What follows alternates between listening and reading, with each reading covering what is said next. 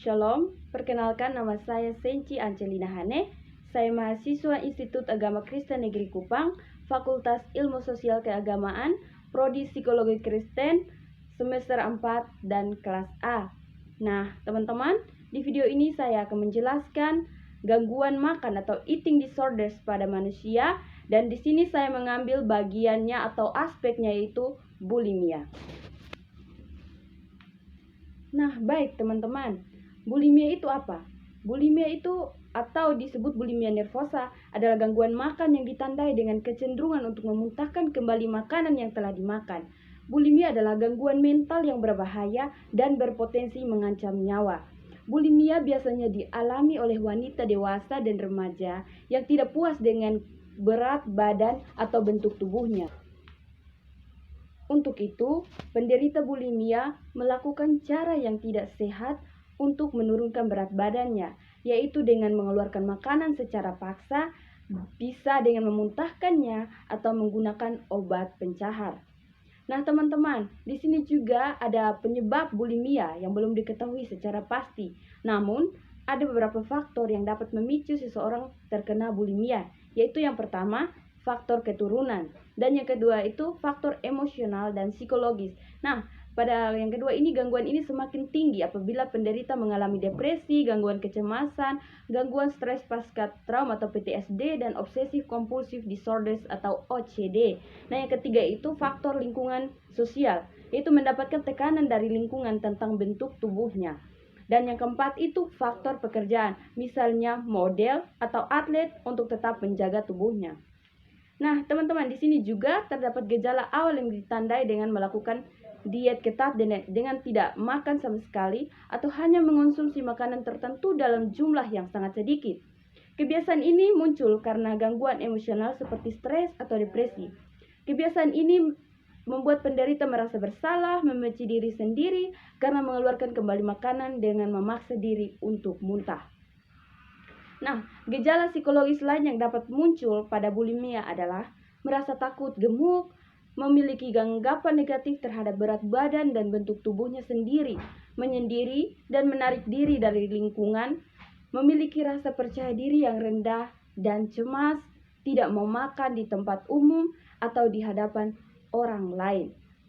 Nah, selain itu, penderita bulimia juga dapat menunjukkan gejala fisik berupa yang satu, tubuh terasa lemah, yang kedua, radang tenggorokan, yang ketiga, sakit perut atau perut kembung, yang keempat, pembekakan di bagian pipi dan rahang, dan yang kelima, gigi rusak dan bau mulut.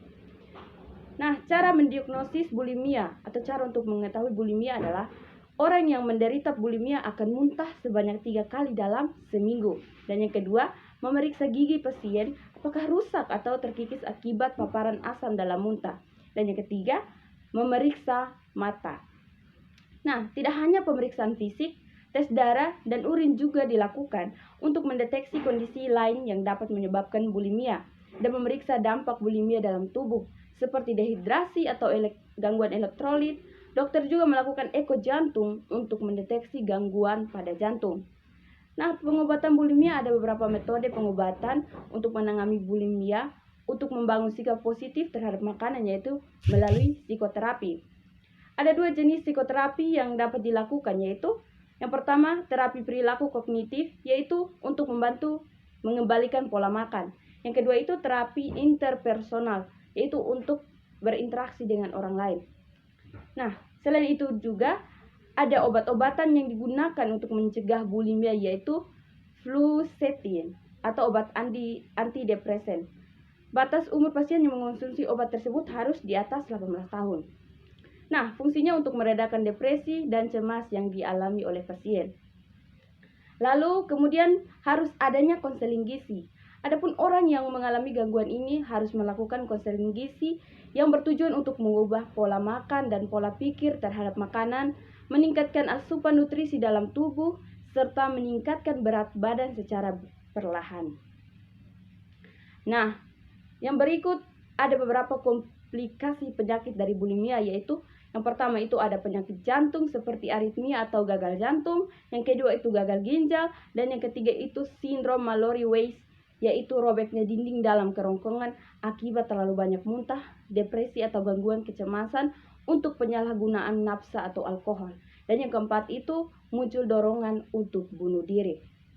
Lalu yang paling terakhir adalah pencegahan bulimia, yaitu dengan cara yang pertama meningkatkan rasa percaya diri, menghindari pembicaraan yang berhubungan dengan fisik, dan yang ketiga itu makan bersama keluarga, dan yang keempat melarang diet dengan cara yang tidak sehat. Nah, baik teman-teman, sekian penjelasan mengenai bulimia. Kiranya apa yang telah saya sampaikan semuanya itu boleh dapat kita pahami dan boleh dapat dipelajari. Sekian presentasi dari saya. Terima kasih.